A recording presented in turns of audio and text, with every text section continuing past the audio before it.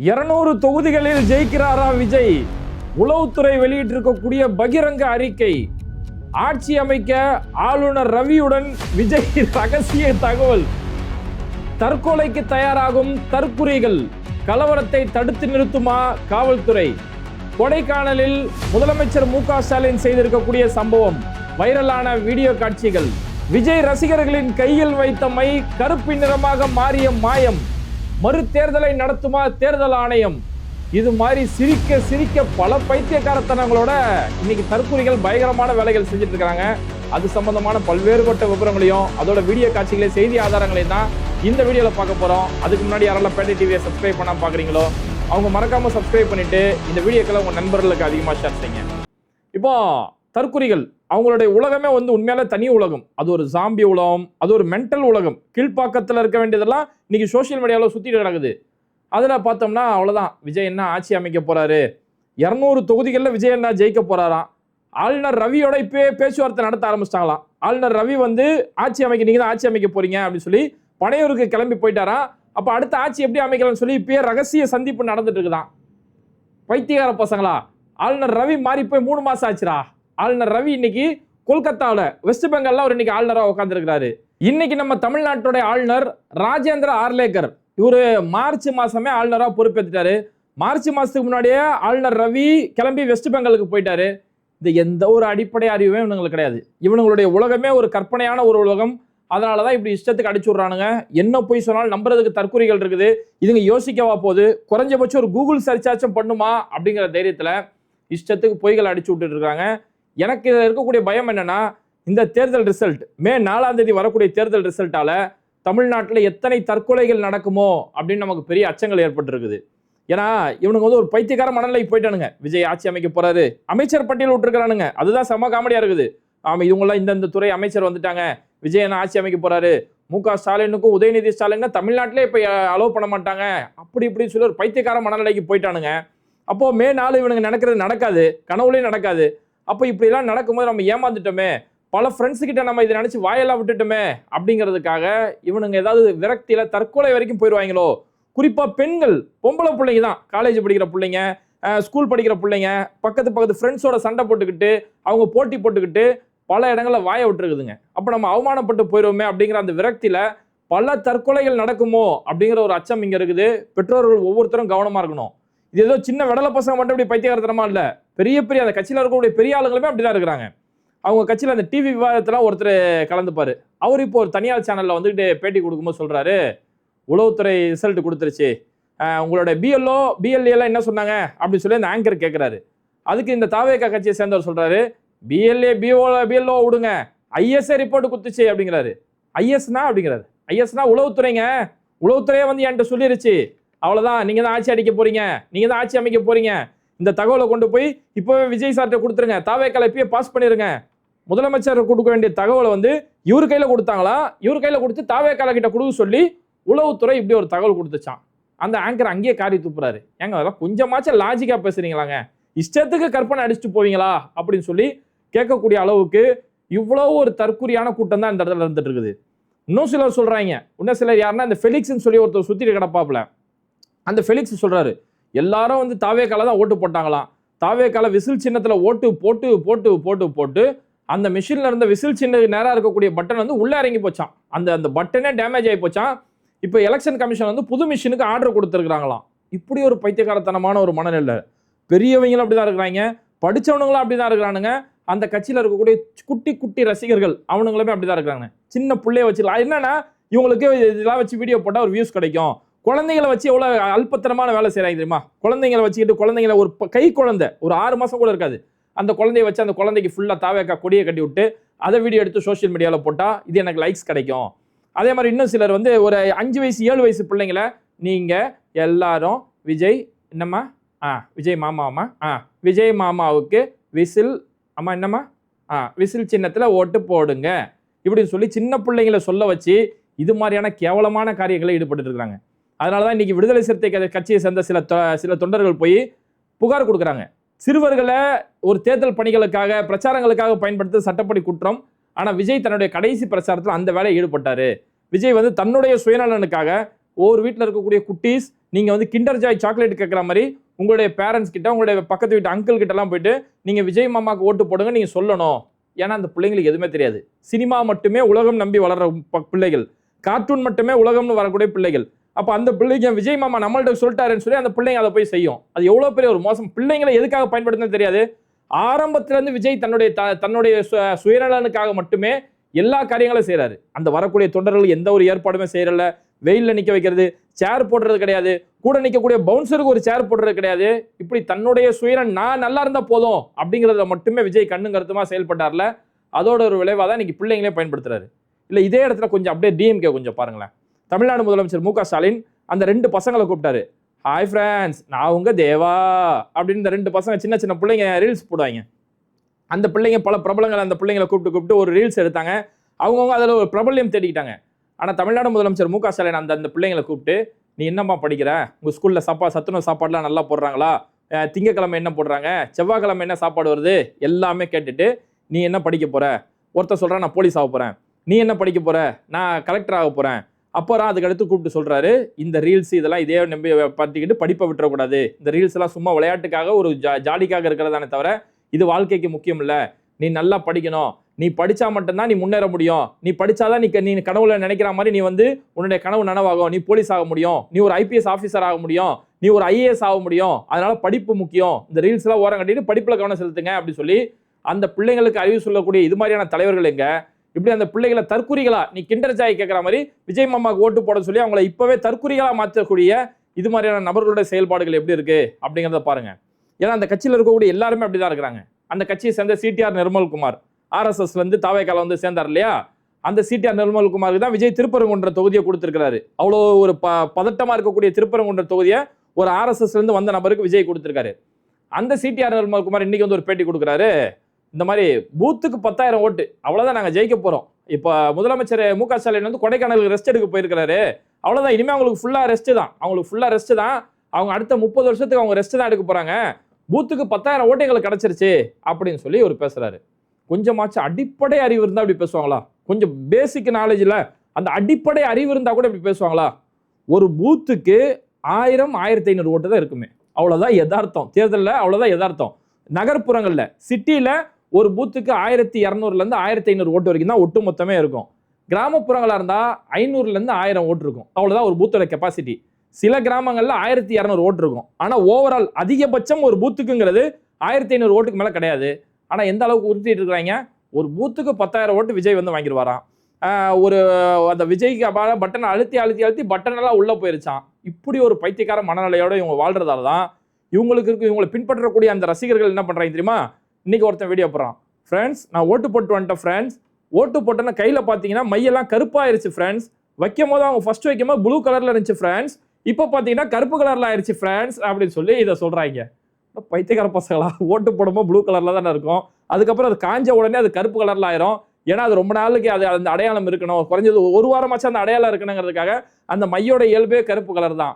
இந்த அறிவு கூட இல்லாம ஃப்ரெண்ட்ஸ், அப்புறம் நான் என் ஃப்ரெண்ட்ஸ் கிட்டலாம் விசாரிச்சேன் ஃப்ரெண்ட்ஸ், டிவிகேக்கு ஓட்டு போட்ட ஃப்ரெண்ட்ஸ் எல்லாம் கேட்டேன், எல்லாருக்கும் கருப்பு கலர்ல தான் ஆகுதான். அப்ப யாரெல்லாம் டிவிகேக்கு போடுறாங்களோ அவங்களுக்கு கருப்பு கலர்ல மைய ஆக்குற மாதிரி பண்றாங்க, இதுவும் திமுக சதிதான் ஃப்ரெண்ட்ஸ் அப்படின்னு சொல்லி இப்படி ஒரு முட்டாள்தனமான கூட்டம். எனக்கு என்ன ஒரு பெரிய ஆச்சரியம்னா, நம்ம தமிழ்நாடு அவ்வளவு பெருமைப்பட்டோமே, இவ்வளவு அகவையில நம்ம மற்ற மாநிலங்களோட நம்ம முன்னேறி இருக்கிறோமே அப்படின்னு நம்ம பெருமைப்பட்டோமே. ஆனா நம்ம தமிழ்நாட்டில் எப்பேற்பட்ட தற்குறிகள் இருக்குன்றத இன்னைக்கு விஜய் அடையாளம் காட்டிட்டு போயிருக்கிறாரு. இந்த தேர்தலுக்கு பிறகு, தேர்தல் ரிசல்ட்டுக்கு பிறகு இது மாதிரி தற்குறிகளுக்கு அவங்களுக்கு ஒரு நல்ல வழிகாட்டலை கற்றுக் கொடுக்க வேண்டியது முக்கியம்னு இந்த ஒவ்வொரு நிகழ்வு காட்டுது. இன்னொரு அம்மா வீடியோ போடுது. அந்த அம்மா சொல்லுது, இந்த மாதிரி ஃப்ரெண்ட்ஸ் நிறைய பேருக்கு வந்து ஓட்டு போடவே முடியல, நிறைய பேர் பஸ்ஸில் வந்தாங்க, பஸ்ஸு கிடைக்காம சதி பண்ணிட்டாங்களாம், நிறைய பேரால் ஓட்டு போட முடியல, குறைஞ்சபட்சம் எலெக்ஷன் 2 நாளைக்காச்சும் வைக்க வேணாமா, அதுனா காலையில் 7 மணிலேருந்து சாயங்காலம் 6 மணிக்கு வைக்கிறது, எலெக்ஷனை ஒரு 2 நாளைக்காச்சும் வைக்க வேணாமா அப்படின்னு சொல்லி இதுக்கும் திமுகவுடைய சதி, எலெக்ஷன் 2 நாளைக்கு வைக்கிறோமா. எவ்வளோ ஒரு முட்டாள்தனமான கூட்டத்தை பாருங்க. இப்படி ஒரு கூட்டம். இன்னொரு பொண்ணு சொல்லுது, ஃப்ரெண்ட்ஸ் இப்போ பார்த்தீங்கன்னா நிறைய கள்ள ஓட்டு போட்டாங்க ஃப்ரெண்ட்ஸ், பஸ் எல்லாம் வர விடாமல் தடுத்துட்டாங்க ஃப்ரெண்ட்ஸ், அதனால இந்த இடத்துல நம்ம ரீஎலெக்ஷன் கேட்டே ஆகணும், இந்த தேர்தல் வந்து செல்லாது, இந்த தேர்தலே செல்லாது, நமக்கு மறுதேர்தல் கண்டிப்பாக வேணும், எல்லாரும் இந்த ஹேஷ்டேக் போடுங்க, நமக்கு மறுதேர்தல் வேணும், நீங்கள் ஹேஷ்டேக் போடுங்க ஃப்ரெண்ட்ஸ் அப்படின்னு சொல்லி இப்படி ஒரு பைத்தியக்காரத்தனம். இவ்வளோ ஒரு அப்புறம் இன்னொரு தற்குறிகிட்ட போய் கேட்குறாங்க, இந்த மாதிரி எல்லா கட்சிகளுமே வந்து பெண்களுக்கு மாதம் இவ்வளவு தரேன்றாங்களே அப்படின்னு சொல்லி கேட்கறாங்க. பெண்களுக்கு மாதம் இவ்வளவு தரேன், ஒவ்வொருத்தரும் மாதம் இவ்வளவு தரேன்னு சொல்லி காசை கொடுத்து ஓட்டு வாங்குறாங்க அப்படின்றாங்க. ஏமா விஜய் தானம்மா மாசம் 2500 தரேன்னு சொல்லியிருக்காரம்மா, அவங்களாச்சும் 2000, இவர் 2500 சொல்லியிருக்காரம்மா அப்படின்னு கேட்டா இவங்களாம் கவர்மெண்ட் காசுல இருந்து கொடுக்குறாங்க, கவர்மெண்ட்ல இருந்து பணத்தை எடுத்து கொடுக்குறாங்க. விஜயன் அப்படியே கொடுக்குறாரு, விஜயனா அவர் சொந்த கை காசை போட்டு கொடுக்குறாரு அப்படிங்குது. எவ்வளோ ஒரு பெரிய முட்டாள் கூட்டம் பார்த்தீங்களா? அப்போ அடிப்படை அரசியலோ, அரசியல்லாம் என்னன்னு தெரியாது, நலத்திட்டங்கள்லாம் என்னது தெரியாது, அரசுக்கான திட்டமிடலாம் என்ன எதுவுமே தெரியாது. அவரும் ஒரு நடிகர், எனக்கு அவரை பிடிக்கும், அந்த ஒரு காரணத்துக்காக இது மாற்றம் அப்படின்னு நினைச்சுக்குதுங்க. இதுங்களே இது மாற்றம். ஏண்டா மற்ற ஊர்களெல்லாம் பேருக்கு பின்னாடி ஜாதியை போடுற பழக்கம் இருக்கு, நம்ம தமிழ்நாட்டில் அப்படி ஏதாவது பழக்கம் இருக்கா? இதுக்கு பேர் தான் மாற்றம். இதுக்கு பின்னாடி இந்த திராவிட கட்சிகள் எவ்வளவு பெரிய பாடுபட்டாங்க, இதுக்கு பேர் தான் மாற்றம். மற்ற மாநிலங்கள் இன்னமும் வறுமை கோட்டு கீழே கல்வி அறிவு சாமானிய மக்களுக்கு போய் சேராம உயர்கல்வியில போய் யாருமே போய் சேர முடியாத ஒரு நிலைமை இருக்கும்போது, இந்தியாவிலேயே உயர்கல்வி அதிகம் படிக்கக்கூடிய இடைநிற்றல்கள் குறைக்கப்பட்டு உயர்கல்வி படிக்கக்கூடிய மாணவர்களோட எண்ணிக்கை அதிக அளவில் இருக்கிறது தமிழ்நாட்டில் தான் நம்பர் 1. இதுக்கு பேர் தான் மாற்றம். இது எதுவுமே செய்யாம வீட்டிலேயே ஒருத்தர் படுத்து கிடப்பாரு, வீட்டை விட்டு வெளியிலேயே வர மாட்டாரு. இந்த எலெக்ஷன் முடிஞ்சு 4 நாள் ஆச்சு, எலெக்ஷனுக்கு முன்னாடி நாள் வீட்டை விட்டு போய் ஒளிஞ்சவர் இன்னைக்கு வரைக்கும் வீட்டை விட்டு வெளியில வரல. இதுக்கு பேரா உனக்கு மாற்றம்? அப்போ அவர் ஒரு நடிகர், நடிகர்ன்ற தனி ஏதாவது ஒரு காரணம் சொல்லு, ஏதாவது ஒரு காரணம் விஜய் கிட்ட இந்த தகுதி இருக்குப்பா அப்படின்னு சொல்லி ஒரே ஒரு காரணம் சொல்லு. எதுவுமே தெரியாது, எதுவுமே தெரியாது. அவர் ஒரு நடிகர், அவர் எனக்கு பிடிக்கும்னு சொல்லி எல்லா இடத்துலையும் பைத்தியக்காரத்தனம் இருக்குது. அது வயசுக்கு பாகுபாடு இல்லாம, மத பாகுபாடு இல்லாம, எல்லா மதத்திலையும் எல்லா சாதியிலுமே இது மாதிரி பல பைத்தியங்கள் இருக்குது. அது பல பெற்றோர்களை போய் டார்ச்சர் பண்ணுது. இன்னைக்கு விஜய்க்கு ஓட்டு போடலாம், விஷத்தை வச்சிருவேன்.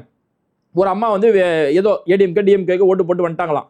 அப்போ ஒரு தற்கொலை அந்த அம்மா முன்னாடி விஜய் பாட்டை போட்டு, நீ எப்படி நீ விஜய்க்கு ஓட்டு போடல அப்படின்னு சொல்லி ஸ்பீக்கர்ல பாட்டை வச்சுக்கிட்டு அந்த அம்மா முன்னாடி போய் டான்ஸ் ஆடி அவங்களை வெறுப்பேற்றக்கூடிய அளவுக்கு இவ்வளவு பெரிய ஒரு மோசமான முட்டாள் கூட்டங்களை வச்சிருக்கிறதால அப்போ இந்த கூட்டம் இவ்வளவு இதுங்க நம்பிக்கிட்டு இருக்குது. ஏதோ ஒரு உலகத்துல கற்பனை உலகத்துல வாழுது.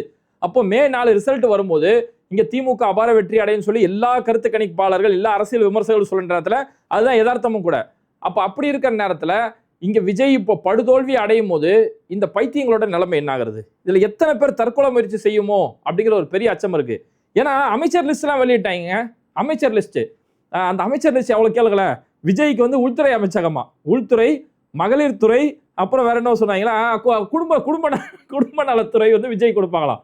உள்துறை, ஏன் உள்துறை? இவரான வீட்டு போட்டிட்டு உள்ளே உட்காந்துக்கிறாருல, அதனால அவர் வந்து உள்துறை அமைச்சர்.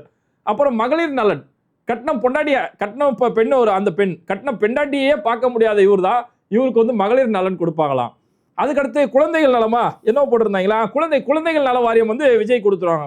குழந்தைகளை பாதுகாக்கக்கூடிய அந்த துறையை கொடுத்துருவாங்களாம். ஏன்னா பெத்த பிள்ளைங்களை பார்க்காம வெளியில விரட்டி விட்டுட்டு அந்த பிள்ளைங்களுக்கான கணக்கு காட்டும் போது கூட இந்த என் ஆம்பளை பிள்ளை எனக்கு 15 லட்ச ரூபா கடன் தரணும், என் பொம்பளை பிள்ளை எனக்கு 4 லட்ச ரூபா கடன் தரணும் அப்படின்னு சொன்னார்ல, அதனால குழந்தைகள் நலத்துறையும் விஜய்க்கு கொடுத்துருவாங்களா. வீட்டை விட்டு வெளில வராதால அவருக்கு உள்துறை அமைச்சகமும் கொடுத்துருவாங்களாம்.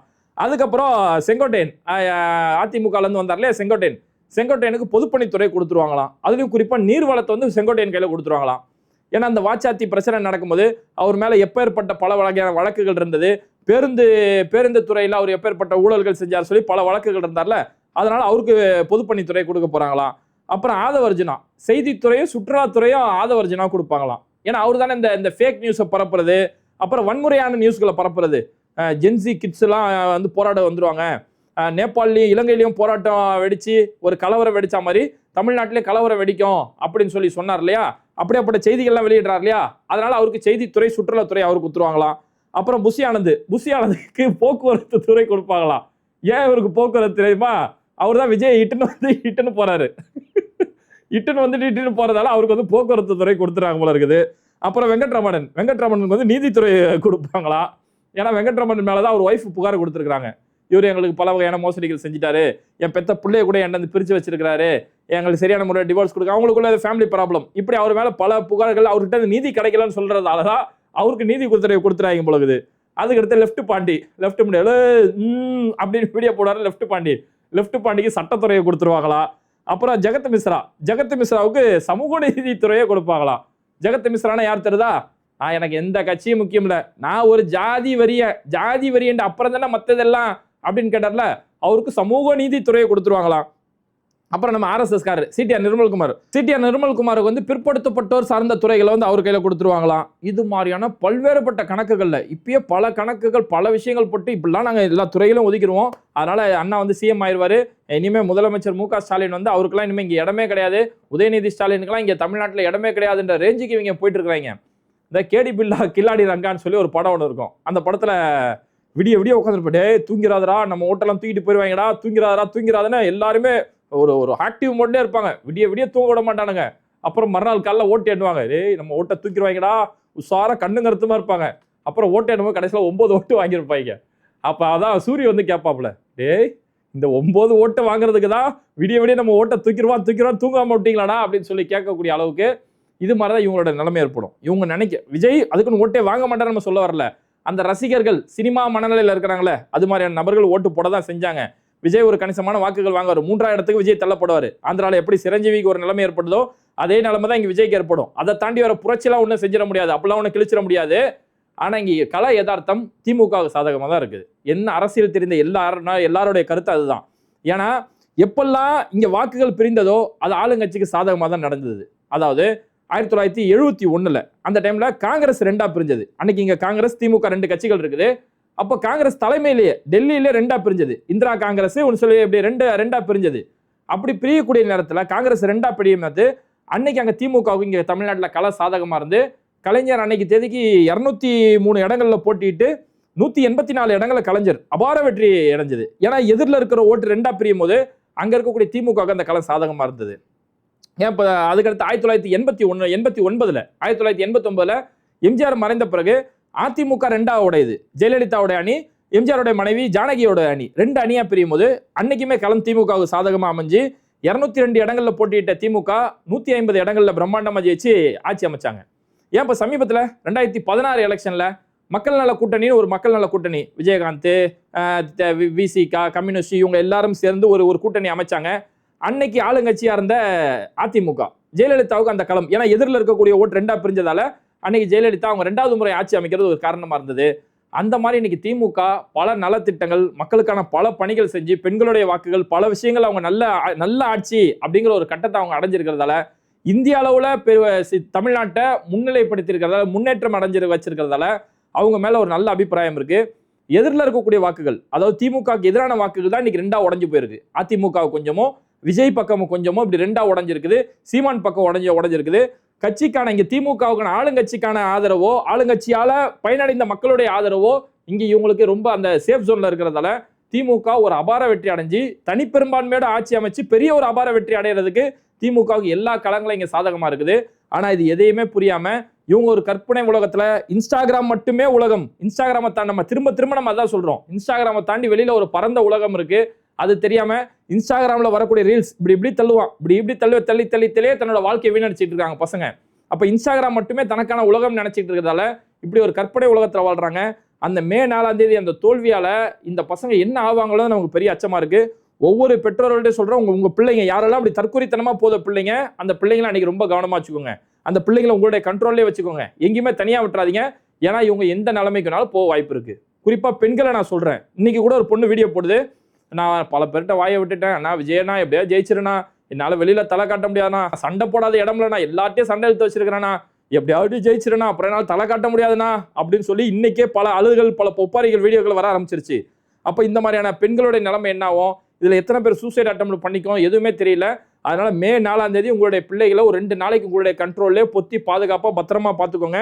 அதுக்கு பிறகு உங்களுடைய பிள்ளைகளுக்கு அரசியல் அறிவை சொல்லிக் கொடுங்க. நீ ஒரு ஓட்டு போட போறியா, எதுக்காக ஓட்டு போடணும், நீ ஒரு அரசியலை தேர்ந்தெடுக்க போறியா, அது என்ன காரணத்துக்காக செய்யணும், இது ஏதோ நீ எலெக்ஷனுக்கோ ஓட்டுக்காக மட்டும் இல்ல, உன் லைஃபுக்கே நீ ஒரு டெசிஷன் எடுக்கும் போது அது என்ன காரணம், இதனால என்ன நம்ம அடைய முடியும், இதனால என்ன நமக்கு கிடைக்கும், அந்த டார்கெட் அவங்களுக்கு சொல்லிக் கொடுங்க. எது நல்லது எது கெட்டது, இந்த மாநிலத்துடைய வரலாறு என்ன, தமிழர்களுடைய வரலாறு என்ன, இந்திய வரலாறு என்ன, இது எல்லாத்தையுமே சொல்லி கொடுத்து வெறும் சினிமா போதை, இது கிட்டத்தட்ட சிகரெட்டு போதை, கஞ்சா போதை, சாராய போதை விட சினிமா போதை மோசமான ஒரு போதை. வெறும் சினிமாவில் நடிச்சாருங்கிற காரணத்துக்காக பின்னாடி பைத்தியகாரத்தனமா ஓடுறாங்கல்ல, அங்க நான் செத்தாலும் பரவாயில்ல, கூட்டத்தில் நிலைக்கு செத்தாலும் பரவாயில்ல, 2 பிள்ளைய விட்டு வந்திருக்கேன், எனக்கு நான் ஜுரத்தோட வந்திருக்கிறேன், நான் செத்து போனாலும் பரவாயில்ல, இன்னைக்கு செமஸ்டர் எக்ஸாமு ஃபெயிலா போனாலும் பரவாயில்ல, ஒரு மூஞ்ச நான் பார்க்கணும்னு சொல்லக்கூடிய இந்த போதை ரொம்ப மோசமான ஒரு போதை இது. அதனால இப்படியாப்பட்ட போதையில மூழ்கி இருக்கக்கூடிய அந்த பிள்ளைகளுக்கு ஒரு பக்குவத்தையும் ஒழுக்கத்தையும் சொல்லித்தர வேண்டியது முக்கியம். ஒவ்வொரு பெற்றோர்கள், ஒவ்வொரு மத தலைவர்கள், ஒவ்வொரு குறிப்பா ஆலிம்களே பார்த்தே சொல்றோமே, ஒவ்வொரு பள்ளி இமாம்கள், ஆலிம்களுக்கு இந்த இடத்துல பல கடமைகளுக்கு பல பொறுப்புகள் இருக்குது. சமூக தலைவர்களுக்கு இதுல பொறுப்பு இருக்குது. கவனமா உங்களுடைய பிள்ளைகளை பார்த்துக்கோங்க. மே 4ஆம் தேதி என்ன வேணாலும் நடக்கலாம். அந்த பசங்களுக்கு இவங்க எந்த கட்டத்துக்கு வேணாலும் போகலாம். அதனால அந்த பிள்ளைகளை கவனமா பார்த்துக்கோங்க. இது மாதிரி வீடியோக்களை தொடர்ந்து பார்க்கறதுக்கு மறக்காம பேடை டிவியை சப்ஸ்கிரைப் பண்ணிட்டு இந்த வீடியோக்களை உங்க நண்பர்களுக்கு அதிகமாக ஷேர் செய்யுங்க. இணைந்திருப்போம். Mister perfect extra gold. திருமணமான அனைத்து ஆண்களுக்கும் ஒரே தீர்வு. வயதான பலகினமா, சுகர் பலகினமா, இனி கவலை வேண்டாம். 100% இயற்கை வயகரா, 100% ஹலாலான முறையிலும் தயாரிக்கப்படுகிறது. எவ்வித கலப்படமும் கிடையாது, பக்க விளைவும் கிடையாது. ஆர்டர் செய்தாலே போதும், உங்கள் இல்லம் தேடி வந்து சேரும். மேலும் விவரங்களுக்கு கீழுள்ள எண்ணை அணுகுங்கள்.